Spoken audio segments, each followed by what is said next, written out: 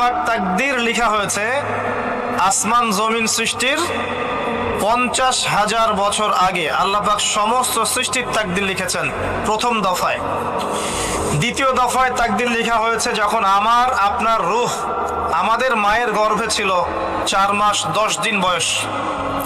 ওই সময় আল্লাহর পক্ষ থেকে ফেরেশতা আসেন, এসে লিখে দেন তার হায়াত, তার রিজিক, সে সৌভাগ্যবান না দুর্ভাগ্যবান।